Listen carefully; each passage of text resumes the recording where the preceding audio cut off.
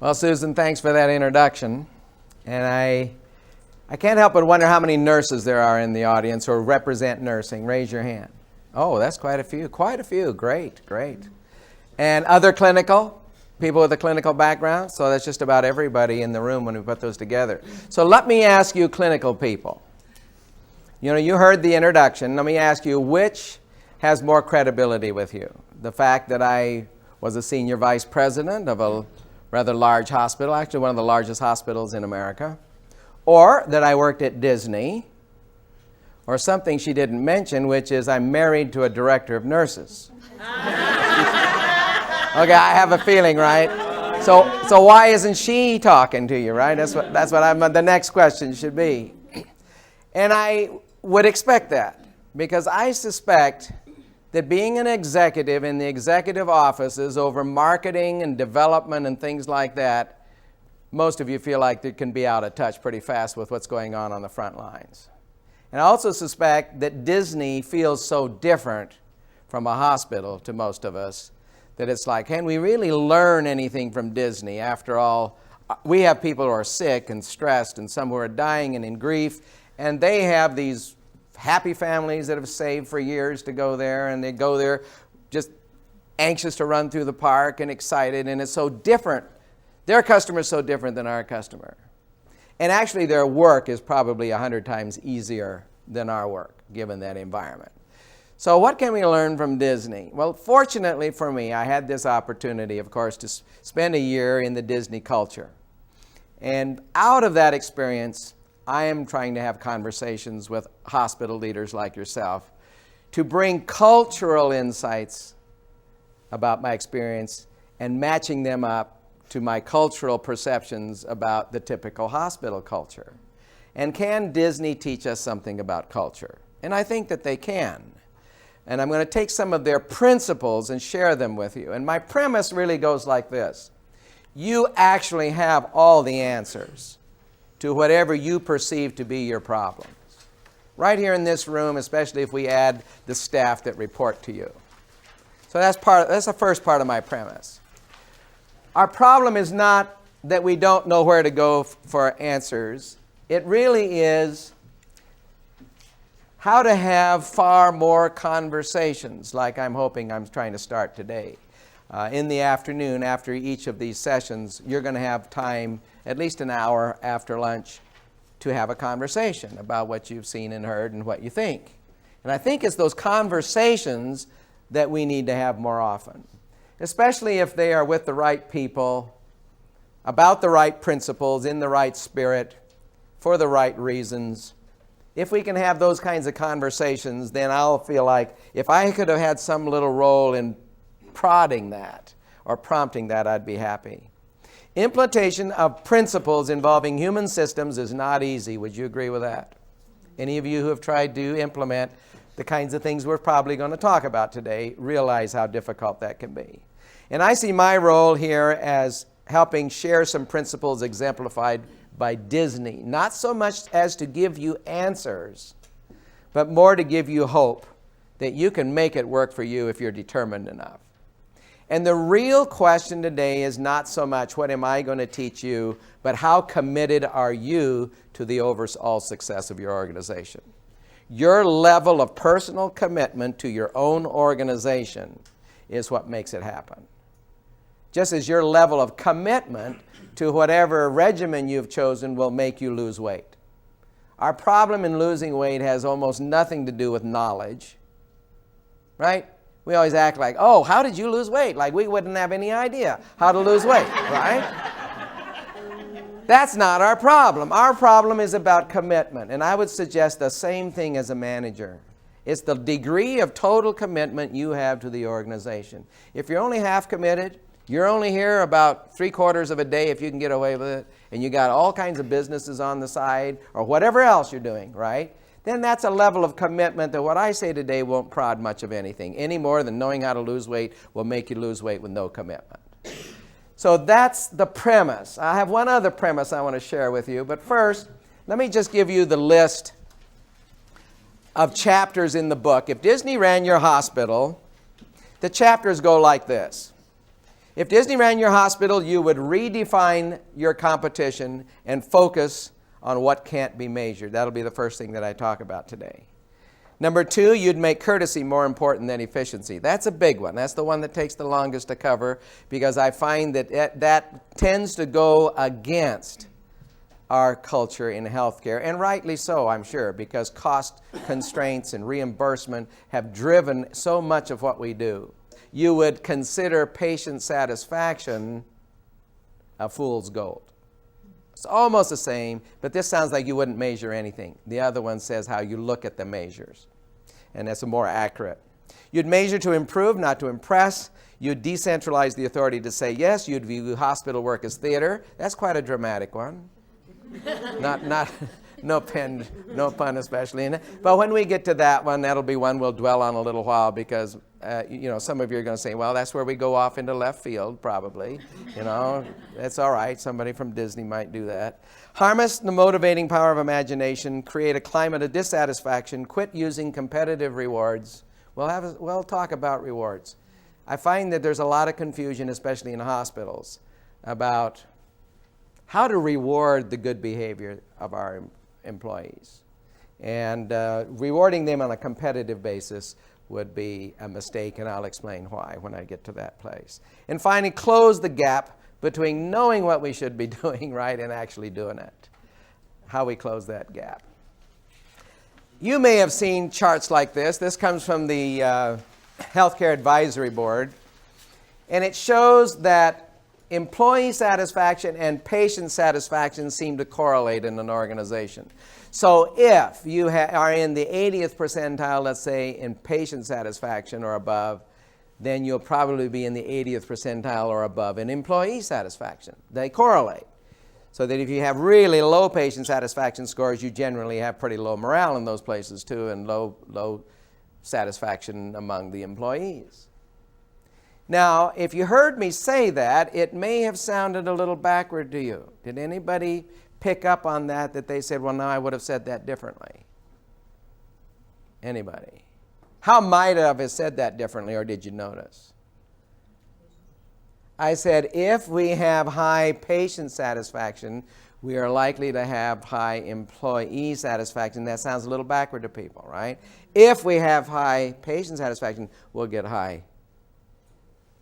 Well, see, I'm not really believing that. Now, that's the way the industry is trying to go right now, and with our nurses especially, and every department actually working as shorthanded and as difficult as it is, that we probably do need to emphasize employee satisfaction. However, it is only a correlation. This is like the chicken and the egg, what really causes what. Just because they track together doesn't mean we can automatically jump to which caused which. Because there's another premise here that I would like to introduce for today. These two premises. There's really nothing like excellence to improve morale. Knowing that you work for an excellent organization, there's nothing quite like that to make you feel great about working here. Pride of ownership. I know places where the employees are ashamed to wear their badges in the community. They really are. They said that in the focus groups. We take that badge. We don't want anybody to know where we work. That's how bad our hospital is in the reputation in this community. Now, I don't suspect you have any problem wearing your badge in the community, but that excellence translates a lot into morale. In fact, anything done poorly, wouldn't you say is hard work, a real drag? And persistent mediocrity is discouraging, depressing, and saps all our energy.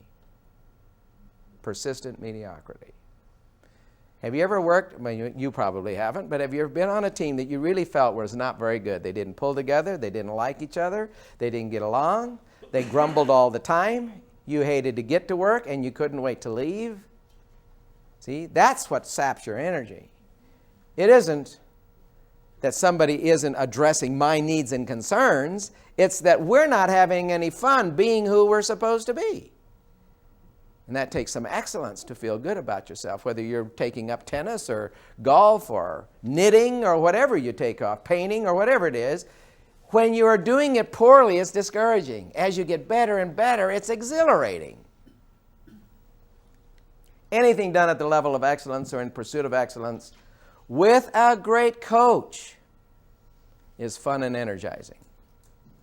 Now, I took up tennis relatively late in life. 55 years old when I picked up a tennis racket and said, you know, this might be a good sport for me. I had been playing only a little bit on the weekends of this beach volleyball, and I had a partner who dropped dead, and he was 10 years younger than me, and I thought, you know, this is what happens when you only play on the weekend.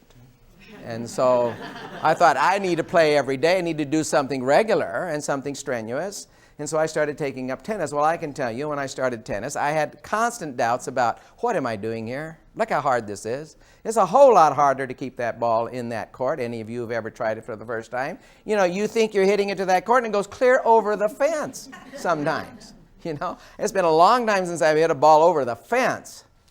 But in the beginning, every now and then, one of those, you know, I try to hit it a little bit hard and go clear over the fence. What do you think happened, though, as I had a good coach who kept telling me, yes, it's all a matter. You know, the only difference between you and somebody else is the number of balls you've hit, Fred. You've just got a lot of catching up to do. You hit enough balls, you can catch up a lot fast. You can catch up to those people who are only hitting balls on the weekend. So I'm in there hitting balls every day. I'm taking 2 or 3 lessons a week, trying to get this learning curve up. See? Well, when I can remember the time, well, I should probably first tell you that when I started playing doubles, when I felt I was good enough to join some guys for doubles, of course, I was the worst player in the doubles things. But I used to feel a little embarrassed that every time I stepped up to serve, the guys on the other side would step up closer to the net by about 6 or 8 feet. You know, they'd step in, and I'd think, well, yes, and of course, they're just going to sock this ball anywhere. But I can distinctly remember, and it was only not very long ago, when I step up to serve now, the guys that I play with back up. They stand back. And that just seemed like I would never get to the point where they would even play what they play with each other. To actually back up, I thought would be out of the question, because the serve is so difficult. It is the most difficult part of tennis, certainly, learning to have a decent serve. All I'm saying is, with a great coach that encourages you, and you are the coaches in this organization. You're the coaches. Part of excellence is to have a team that feels like, because you're excited about working here, because you're energized, because you want this place to be better than any other place, that they pick up that spirit from you. I think we get farther by focusing on excellence in our work than we do by trying to play more. And I know that we do need to have some fun, but let's just take the worst case example, or let's say the most extreme example. You decided to cater employees. We're going to have potlucks, about every 3rd day, and on Fridays we'll have a party, and we're going to have casual days every Friday, so you can dress any old way you want to. And we feel like these are the ways we build up morale. But isn't it conceivable that you could do all of those things and really not have morale get any higher because you know you're a lousy organization in the work? And so I would like to present for our thinking and conversation is how you get better morale is better coaching and reaching goals that you all set together. And you get a feeling that we are great. In this unit, in this department, we'll match our department up against anybody else's department. If you can feel like that, you're going to have the kind of morale that we're talking about. Okay, the first chapter in the book. You'd redefine your competition and focus on what can't be measured. Let's talk about measurement here for a minute. We really have 2 branches to measurement. We have measurement that is about outcomes, and we have measurement that is about perceptions. They're vastly different. Why? Outcomes are something concrete, perceptions are not. 2 people can have a vastly different perception about wait time, for instance. Right? I can come to my doctor's office fully expecting to wait an hour, bring a book, and when 20 minutes goes by, I'm fine. Someone else can come to that same place and say, I had an appointment for 2 o'clock, and by 20 minutes, they're agitated and upset. So perceptions are so subjective that I'm not sure we measure them, to be sure, but I'm not sure we can call it measuring in the same way that we do our financial measuring and our clinical outcomes measuring. So these kinds of things that we can run clear and concrete, specific, objective numbers to, we're going to call those outcomes measurement.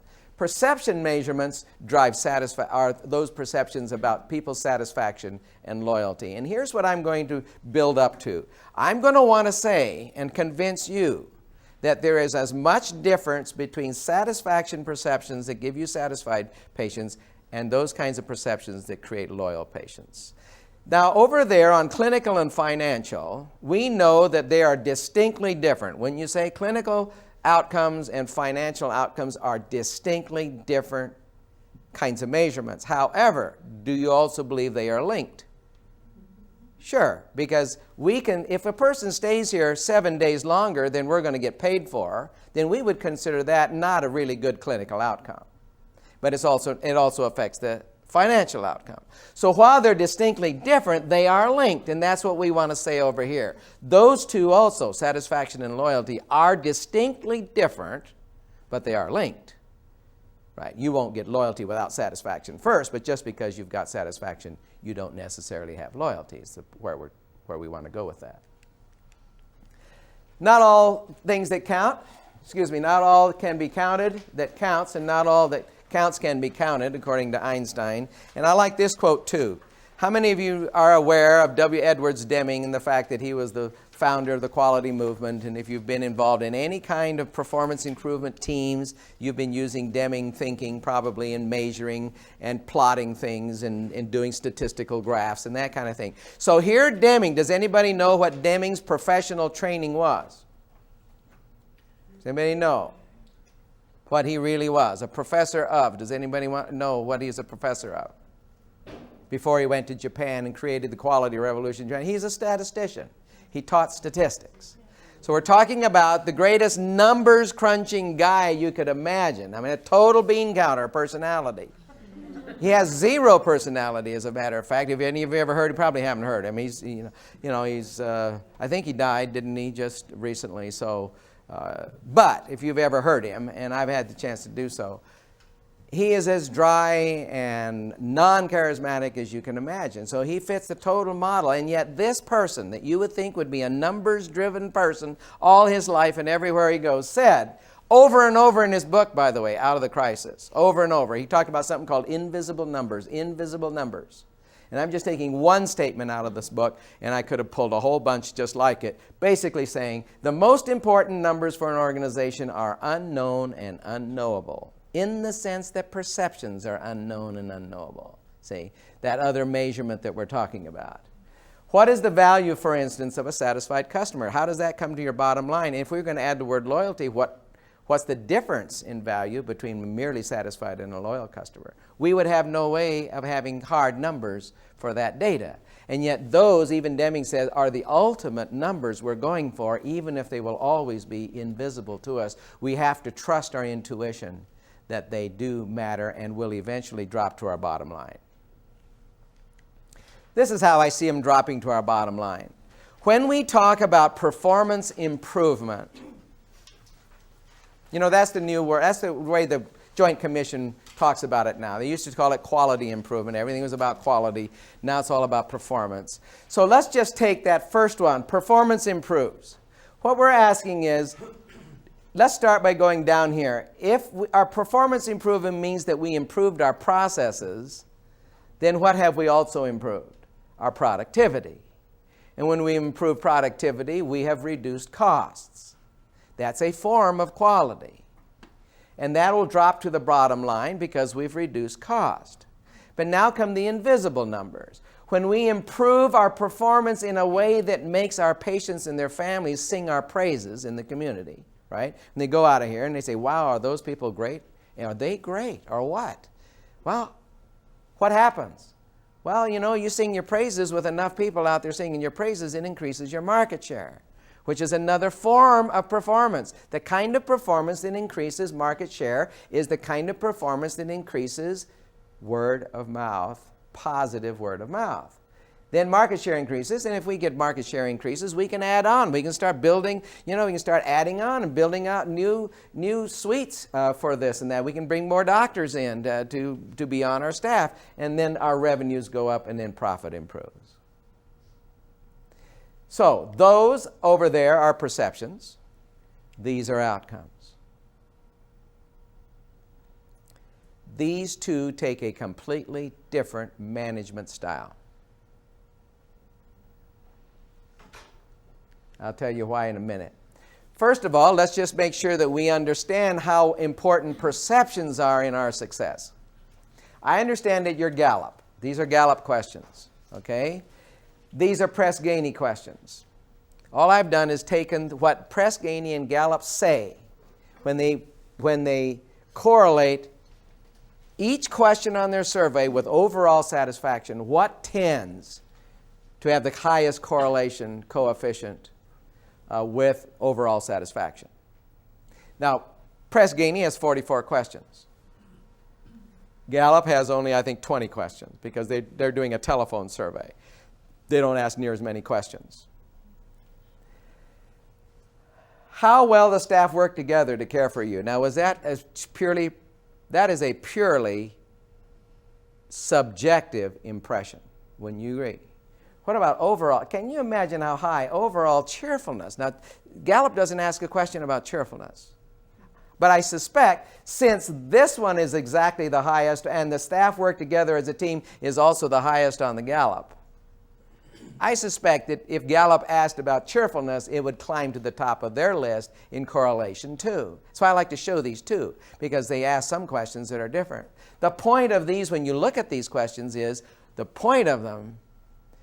they are virtually all about subjective perceptions. They are not about concrete things like how quickly you got into the room. In fact, for many, many years, and I don't know if they still have these three questions, but when I first got the Press-Ganey scores and saw their correlations for many years, they had three questions that were really interesting to me about nursing. One was the skill of the nurse, one of the questions. Another one was the attitude of the nurse when she responded to your call. And the third one is how quickly the nurse got there. Those were three measures on at least the old Press-Ganey. What order do you think those came out in terms of influence the patient's overall perception of the care? Number one was the attitude of the nurse. Number two was how quickly the nurse got there. And number three was the skill of the nurse. In the reverse order that nurse managers manage nursing, right? It's the exact reverse order. And the point we're trying to make is these are higher on their top of mind measurement for us than we wish they were, for one thing, because wouldn't it be nice if all they ever judged us by was a clinical outcome, and we could just focus on having great clinical outcomes. And we could benchmark other places, and we're better than them in clinical outcomes. But the funny part of it is you can have the highest clinical outcomes and not necessarily get a perfectly satisfied person because of these kinds of things. And these things actually have more correlation with overall satisfaction. So let's talk about outcomes and perceptions. Remember I said that it takes a completely different kind of management style to be successful at these. We hear a lot about right brain and left brain. Most of us have pegged ourselves as more right brain or left brain, or more left brain than right brain, I suppose. Those of you who have a clear understanding of the kinds of skills that come from the right brain and those with the left. So I might say that left brain skills are really valuable here and right brain skills are really valuable here. To be a great coach, however, you would need to have a nice balance between these two talents to be a really great coach. You really can't do it all from one side or the other, I don't believe. But since we're talking perception so much, then I want to emphasize this side over here and contrast what it takes to manage outcomes compared to perceptions. Let's take a look. First of all, this is easy. At the beginning, we already know outcomes are tangible, perceptions are intangible. Outcomes are observable. Perceptions are subjective. You have to ask them what they thought. And no two people might see it just the same. Speed and accuracy can be measured, but friendliness and helpfulness is merely an impression that somebody got. Here's where it gets interesting. Instead of team responsibility, which outcomes is all about, if you've ever mapped a process, then you understand the relationship of everybody in producing a good outcome in a process or in a system. If you want to reduce the ED wait time, for instance, how many departments would be involved in cutting in half the amount of time it takes to get from the ED into an ICU bed. We just take that as our goal. If you cut that in half, a lot of effort will have to be put into that by a lot of different departments, probably even housekeeping, right, would be a part of this. And certainly lab and x-ray, and certainly ICU, and probably the step-down unit from ICU will have an effect, an impact on whether we're getting people in quickly enough. So it isn't all on the shoulders of the ED, is what we're saying, in order to improve that. That's team responsibility to get a good outcome in processes that we can measure. But over here, when you read that list of subjective things that patients are evaluating us by that correlate most with their overall satisfaction, as soon as you do that, you realize that we're making our impressions one-on-one. Impressions are made one-on-one. They're made by what you said. You were doing fine until you said that. You see? Everything was fine that day until you said that, and you blew it for the patient. The patient is telling their family. The family is saying, shall we tell the director of nurses about this or not? And of course, one person who's a lawyer in the family is, you bet, we're going to, And so it's all out of hand just like that because of something somebody said had nothing to do with clinical. But that's because we have to understand when it comes to changing people's perception of their care, it's going to have to be a one-to-one, individual, personal responsibility. Now, how would that change your management style? Well, if you're a person who loves to do everything as a team, you're not going to be able to do this effectively as a team. Because here's the way a team manager would approach it. You know, they saw a person over here. Well, let's say they saw a person over here who comes to work all the time dressed inappropriately. And one day it was so bad that you've decided, okay, I have got to talk to the team about the way they dress. See where we're going with this? So on the next staff meeting, I write down on my notes, I'm going to talk about dress. I'm going to talk about us looking more professional. I'm going to talk about us, let's at least brush our hair before we come to work. I'm going to put some of these things down. Now, if I get quite specific about brushing our hair and not wearing a sweatshirt that has some Metallica emblazoned on it or something like that, if I'm going to get that specific, do you think everybody in that team knows who I'm talking about? Sure, except who? Yeah, I guess you've been there, right? Except the person is just going right, or in fact, that person is probably sitting there nodding, you bet. There's something about people's behavior, they don't see it in their own eyes the way it is perceived by patients. You as a manager will have to present to certain people the patient's perceptions. Mary, when you dress like that, what do you think of that? What kind of impression does that make on our patients? Well, what do you mean? What's wrong with this? Well, I'm not saying anything's wrong with it. I'm talking about the impression that you make. If you can't take a person aside and have a private conversation about their personal behaviors, then you haven't got the courage to really be a manager. Because the team part's the easy part. The team, telling everybody what they all should do as a team is the easy part. Talking to people one-on-one and helping them improve their performance on the job, relating to them. Now, it's going to be a lot easier to talk to Mary if you've built up a relationship with Mary and you pull her aside and say, Mary, you're a great worker, you do this and this and this, but the impression you make when you say this and when you are sarcastic, it doesn't come across. When am I sarcastic? Well, I'll give you an example. One of the patients said you said this and that offended her. Well, I know you only meant that. I know you, they don't.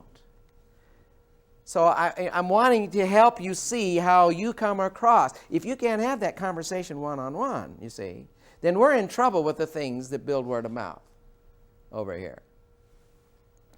Over here, we map and study our processes, but over here, it's really not about studying things. It's not waiting for a staff meeting to take care of it. It has to be taken care of now. At Disney, if you're not dressed appropriately, the first person is going to probably say something and pull you aside instantly, say something to you now. Not, boy, next staff meeting, I got to take a note of this. We don't have to study what it takes to make a good impression. You don't have to send that to a committee. But we do.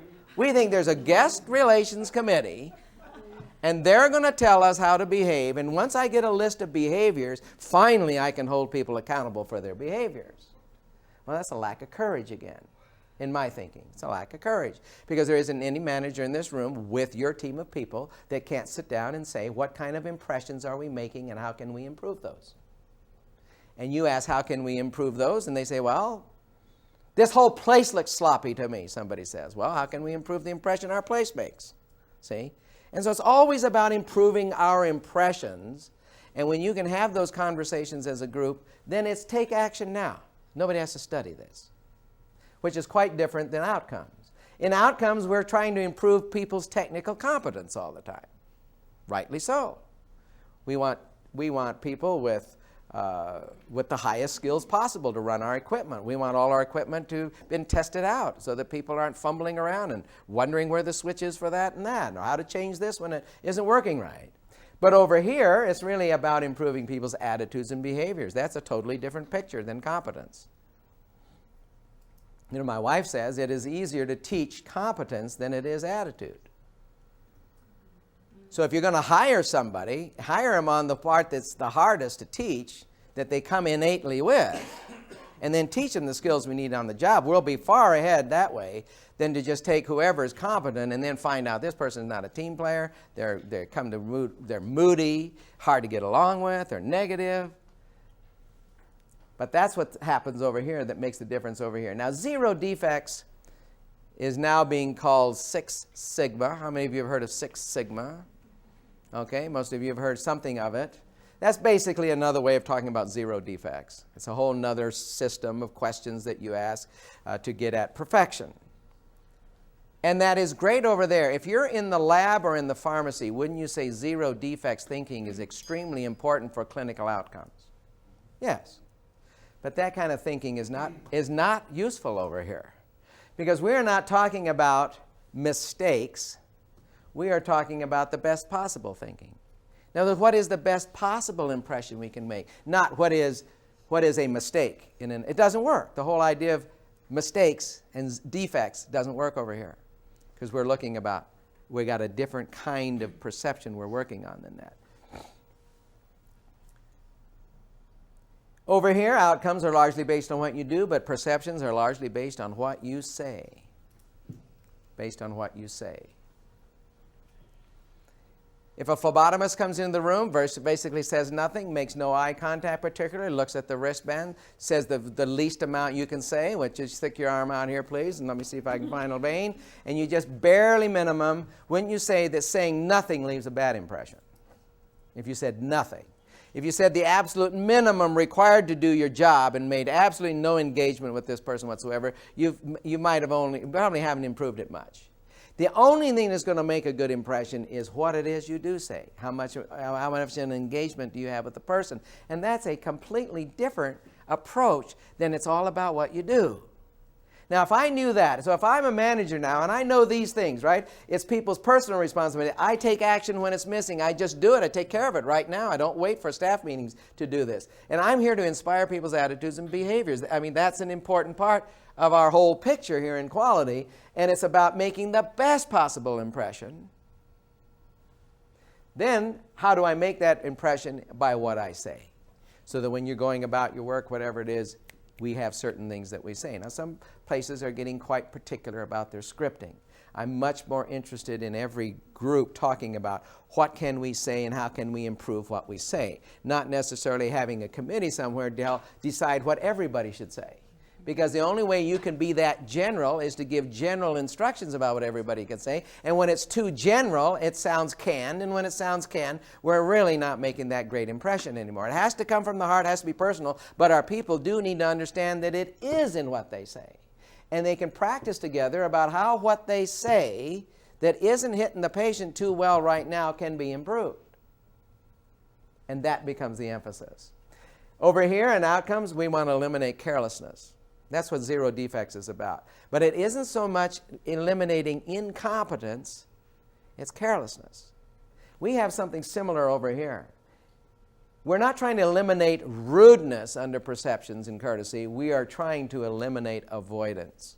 So if you're a manager, what you all are in this room, and you're taking a good look at this, then you would say to yourself, this is my goal here. My goal is not to jump on somebody when they're rude, is to get everybody to do their best to never miss an opportunity to greet, say hello, smile at, make eye contact with, say, how can I help you? That kind of thing, where you engage at least temporarily, because a high value is placed on cheerfulness by the patient. How do you think they're going to see cheerfulness? They're going to see it in, they see no cheerfulness where they walk down the hall and they're avoided. And it means it with everybody. You know, it's not like we don't want to avoid them. We don't want to avoid each other either. Because with every avoidance, we lost a small moment of courtesy. And it is all those moments of courtesy that add up to a cheerful organization. Now, when I was at Disney, one of the things that one of our high expectations was that we would greet every cast member by name. And you had to greet them. You were both in a hurry to see who greets first, basically. Because you're supposed to be so proactive and be aggressive. You're always the one the last to greet. Then you're not quite up to the people who are the first to greet, see. But you had to say their name. Now, we wore a badge here, an oval badge. I probably should have worn it today, but anyway. And it says Fred in letters this big, so that you can read from 10 paces, you can read what somebody's name is. So I'll say, hi, Mary, hi, Jane, hi, Jack, hi, Fred. And you say their name. Doesn't that sound friendly when you actually say their names? Even though you know you're reading it off the badge. But it's required you read it off the badge. Now at Disney, no manager ever has to speak to somebody about their badge. Why? Because I remember the first time I left my badge on my coat left in the car.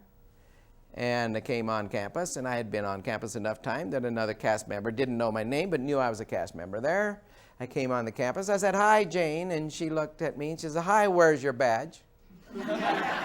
And that's the way they do. They call each other on it just like this. The first person that greets you can't use your name. They say, where's your badge? And see, your cultural norm then becomes we all greet each other by name. We all wear our badges because we can't greet each other by name. And it is a self-reinforcing culture of cheerfulness and no avoidance. No avoidance. I don't know why a hospital can't do that. But you'd have to make a real commitment to it. And it would take a manager who says, avoidance is part of our problem. And it doesn't matter whether other departments are greeting us or not, let's in this department do that. I know a housekeeping department that said that to their housekeeping staff. The housekeeping staff had pretty much perceived themselves as being the lowest people on the totem pole, the people who are ordered around by other people, people that they don't look up and make eye contact unless somebody says something to them first. And after I'd been there for a little while, this manager took them aside and he made this big issue about, you're going to look people in the eye, you're going to greet them before they greet you, you're as important as anybody else in this hospital, and got them all pumped on this and psyched on this. And when I did a focus groups later in this same hospital, and I said to them, I said, now of all the departments here, have you seen any department at all significantly change in the last year? Oh, housekeeping and engineering. And they went on and on about how responsive and great these two departments were. Well, it had to do with simply stop avoiding, stop waiting to be spoken to. They made a better impression. When they made a better impression, they were more responsive because they're noticing and greeting, and then people are not afraid to say, oh, by the way, and they would say thank you, and no avoidance. 80% of our performance improvement efforts and scores come from these kinds of things that we're doing. Now we have a performance. Do you have somebody designated as the quality person or the performance improvement person or whatever? Are you? Well, why are you doing this? Is it too much work? Almost. Well, in most organizations, I feel like whoever is doing this is also responsible for this, because performance improvement can't be separated from the two. And so generally, if a hospital calls me and say, who needs to lead the charge on when you come in to talk, I will usually say, who's your performance improvement person? Because every one of these teams can easily have as part of their focus the impressions we make at every step in the process. In other words, it should be all integrated. I don't really see as the outcomes over here. And I've separated them out because I know they are separated in our thinking, but I wish they were more integrated. I wish at every step in the process it was more integrated in most hospitals. Because over here is where our patient satisfaction scores come from. And is it any wonder that if 80% of our scores come from here and we're focused here, that it seems like we try so hard and we keep trying harder and harder, but we don't see much budging in those patient satisfaction scores, even when we know we're better and we've improved processes internally. And we can prove it to the Joint Commission that we have improved our processes. But there are those stubborn scores. And really my side of the picture today, and I love the process stuff. The Deming stuff, for 10 years I taught that. But I realized that hospitals probably are having more of a problem over here than they are with the process stuff. And that's why I've chosen now to make this more my area of focus. And it's our area. This is our area of focus for today. Not in any way to minimize this, right? I only want to show the contrast, not that that's less important than. Just for today, this is our emphasis. And as a manager, these two things have to be constantly in your sights. My wife likes to say sometimes when people want to be on one of these or the other, she will often say, well, if you can only ride one horse, you don't belong in the circus. And, which horse are we on? Well, we don't belong in the circus if we can't ride both of these horses. We don't belong in the circus of management if we can't manage both of these. I feel like they're just that critical. Any questions before I go on with that? Any thoughts at that point? I kind of like this picture. There's a ship going down, but the person is out on the bow, waving a banner, waving some documents here. And to me, this is a perfect picture of this notion. Here's culture. Culture syncs strategy. What do I mean by that? Well, I think we have our service excellence banner. Most hospitals have something that they've been doing under service excellence, and they get an acronym. They get some banner that they talk about. And of course, we have our service strategy and our service standards. I don't know if you have a little book of standards, but there's a good chance you do, where we have put down the expectations of our employees in terms of actual behavior. So we do these two things. But the truth is, culture eats strategy and banners for lunch every day of the week.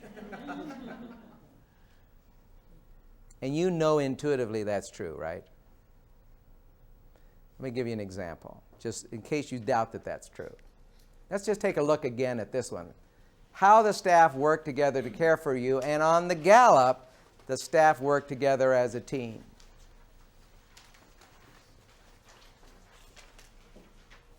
Once we understand that the perception we work together as a team, I have to keep saying that word, because it doesn't matter whether we work together as a team or not, as long as we give the perception as far as those kinds of scores are concerned. So if we're going to talk about the perception that we get along as a team and work together as a team, then you have to ask yourself, how big a perception can the patient get and from what vantage point? Because they're certainly not listening to our phone calls. They're not in all these departments that are serving nursing, the support services. They don't know. They have no idea if pharmacy and nursing gets along. They can only have one idea, and that is what happens around their bed in their room. That's basically it, if we're talking inpatient. Well, so if that's it, then it's a relatively small window that we have to make an impression in. And so we discovered that you can raise the perception scores on this if you can get everybody, and I'm sure you're doing this, and if you aren't, I would be amazed, but you're doing as most good hospitals are doing, and that is you never leave a patient's room. I don't care what department you're from. It can be security or engineering or whatever. You never leave a person's room without saying what? What can I do for you? Exactly. Is there anything else I can do for you? What can I do for you? Before I leave, Mr. Lee, do you need anything else? Any form of that kind of question is what we teach. Why? Because that leaves the impression that no matter what department you're in, you will still take a concern to nursing if what I ask is something that you can't do. Okay, well and good. That's supposed to create the impression we work together as a team. But I said culture syncs strategy. That's our strategy. Teach everybody to say this. So in orientation, we teach it. If you're on the ball manager and you get a new person on this team, you make sure this new person, no matter what department, dietary, wherever you are, you tell that person, this new person, this is what you say. When you leave a tray, you still say, is there anything else I can get you? Is there anything I can do before I leave? So we've taught everybody. So let's just watch. Let's just walk this through. So we have a new person, we'll say from housekeeping. And this is Sherry. Sherry, on her first day, she's been taught to say this. She says, Mr. Lee, is there anything else you need? And Mr. Lee says, well, yes, my urinal is full, and the nurse told me that she has to measure that, and so I need my urinal emptied. And the housekeeper says, well, let me get your nurse. Is there anything else you need? No, that's the main thing. And so now Sherry walks for the first time up to the nursing culture desk, out of the purview of the patient. Patient doesn't see this go on at all, right? Now, and the other person on the other side of the desk, let's just say for the sake of argument, this is an agency nurse, you know, because I'm not going to have her act as nice as your nurses would act. But we'll say on this particular day, we got an agency nurse behind the desk. And so Sherry, timid Sherry, who knows she's on the bottom of the wage scale, but she's been asked to walk right up to nurses and tell them a patient's problem, so she's going to do it. And she comes up to the nurse's station, waits a little while for anybody to even make any eye contact, and they don't. And finally she has to say, yes, Mr. Lee, you know, in room. And who are you? Oh, I'm new, I know. I just working today is my first day. I was cleaning Mr. Lee's room, and he needs his, well, you know, Mr. Lee does have a call button. Let's just say, you know, that it was basically, why are you bothering me? And who are you? And you get that sort of attitude by somebody who is very, very busy, and they pass on that frustration to the housekeeper who's brought one more job. Let's just say that happens in the culture. Let me ask you this, will Sherry ever do this again? No. Do you think our script is even going to work? Our strategy can't work if the culture doesn't support it. That's the point. Even if Sherry gets a flicker of, this is an irritation to us. We're too busy. She's going to resist doing that until she has a nurse say, you know, if you hear anything from a patient, please tell me. Then she might do it. But we can't do it from our strategy. It'll only come from the culture if we end up doing it. Now, that's a good organization would cure that problem right there. And you're good. So I'm assuming that's not a problem in the nursing culture at this location. With any nurse anywhere, ever, night or day. No. Right. Because that is your difference between good and great, is all about consistency. It's when you can say it would never happen that you are consistent enough to call yourself great. The great organizations do nothing different than the good organizations. They just do the same things more consistently. Andre Agassi is a great tennis player because he does the same things everybody else does. He has no absolute great anything. Yeah, he's got a great return, but there are people now with just as good returns. The point is, he does all of the things a person needs to do with so much more consistency than the others who can also do those things. That's what greatness comes from. But let's just take our culture idea. So you're wanting to go from good to great. So I can give you a clue on this one step, and you can drill down on every single patient satisfier. I don't have time to do that. I only want to give you a feel for what we're talking about, okay? So we're going to drill down a little bit farther. What if the nurse, what if when Sherry gets to the nurse's station, the nurses look at them and say, I don't think I've seen you here before. She said, no, my name's Sherry. Well, hi, I'm Mary. Hi, and I'm, you know, and you say greet, and then Sherry says, Mr. Lee needs something. What was it Mr. Lee needed? His urinal empty. And let's say that the nurse says, well, thank you. We need all the eyes and ears we can get to make sure that our patients are taken care of. Thank you, and I hope you like working in our department, because we're a great team up here. Let's say that that's what Sherry got, and she's been treated like she's part of the team. Do you think we'll have any trouble with Sherry doing this even more assertively and even more confidently as she goes along when people are reinforcing it? So that's the first thing that we would want to have happen. Now, the nurse comes in, let's say, and says, oh, I see your urinal needs emptying, goes and she empties the urinal and measures it and rinses it out and puts it back by Mr. Lee again. That could be improved if you want to talk about scripts. And if we're still focused on one thing, do they work together as a team or not? Since that's number one on the satisfaction list here.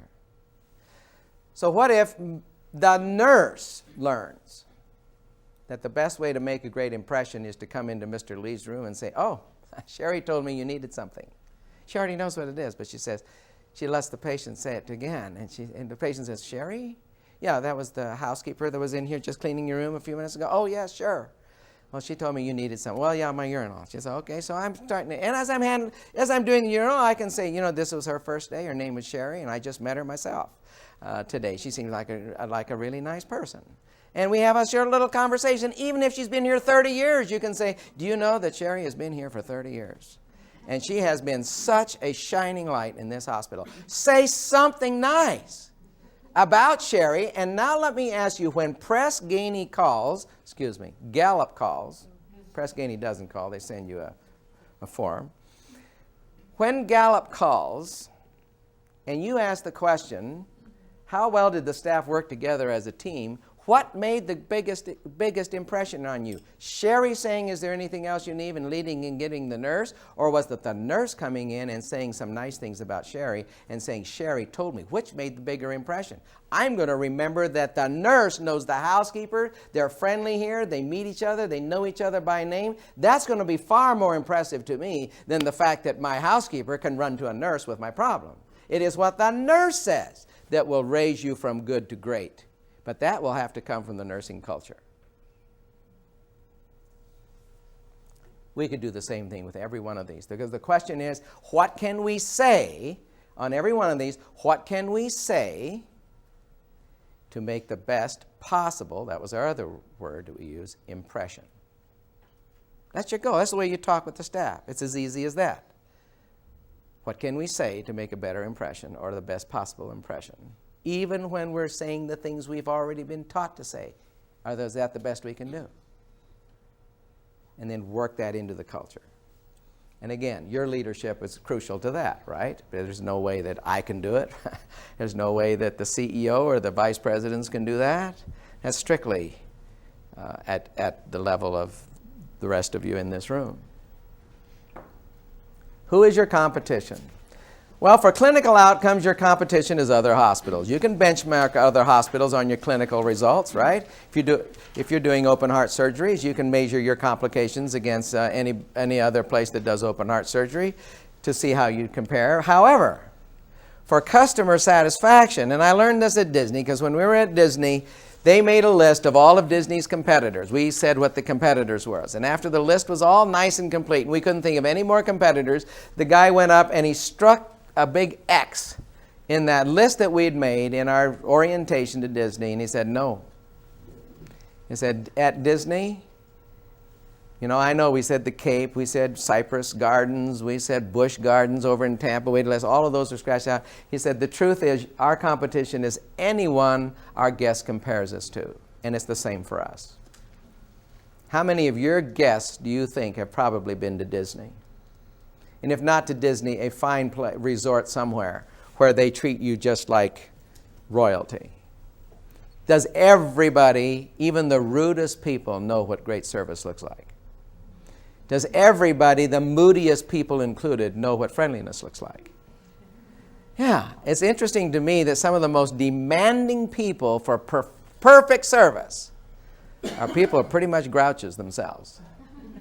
It's like, so there is nobody that has a blind spot about, they have a blind spot of their own behavior, but there's nobody has a blind spot about what friendliness, courtesy, and helpfulness looks like when you're trying to get some service somewhere. Therefore, when it comes to all of those factors, our competition is really not other hospitals. It's probably Disney.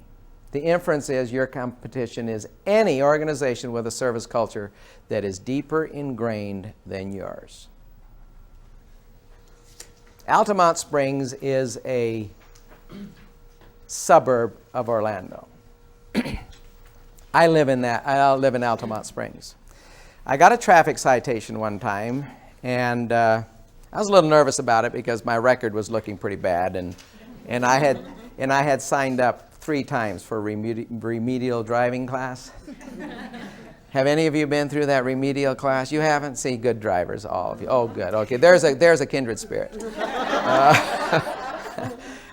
So after the 3rd time of signing up, I was sure somebody would probably call and say, Mr. Lee, we just noticed the 3rd time you signed up, twice, you can't sign up 3 times.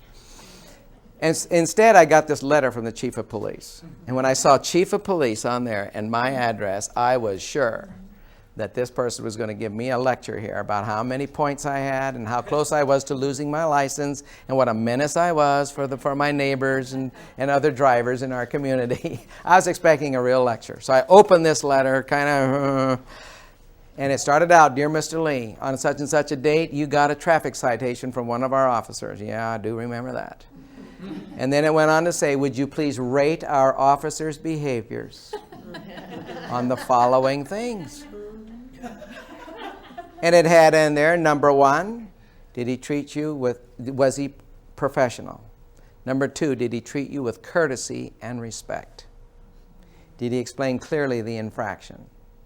And finally, considering this was probably a stressful time for you, overall, how would you rate the performance of our officer? And his badge number was on the top of that report that I was supposed to, with a self-contained envelope, self-addressed stamped envelope to send back.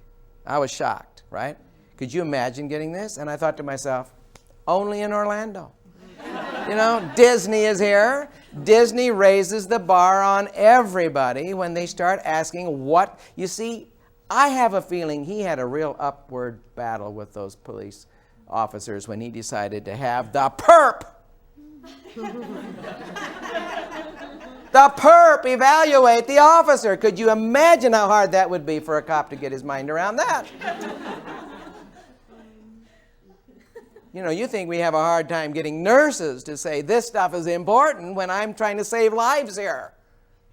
Well, I have a feeling it's even harder to get a cop to think that those things are important and that they're in competition with Disney. But the truth is this, that is a police chief who knows that every contact with the police leaves an impression. Those impressions add up to an overall impression in the community. And hundreds of tickets and thousands of tickets means thousands of not real comfortable interactions. However, depending on that reaction, has a lot to say about the image of the police department, even if that was a perpetrator breaking the law. So bending our thinking and getting it around, can't be any more difficult than that one was.